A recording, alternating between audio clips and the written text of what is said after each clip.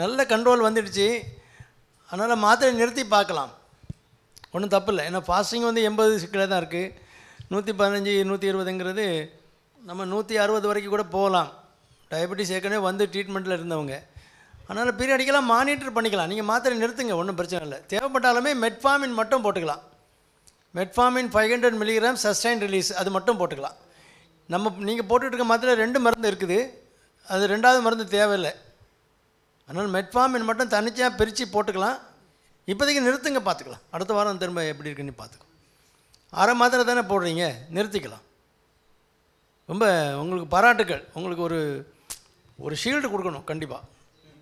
ஏன்னா உடற்பயிற்சியும் உங்களுடைய உணவு கட்டுப்பாட்டிலையும் நீங்கள் மாத்திரையை நிறுத்தக்கூடிய அளவுக்கு வந்திருக்கீங்கன்னா அது வந்து ஒரு டிட்டர்மினேஷன் இருந்தால் தான் முடியும்.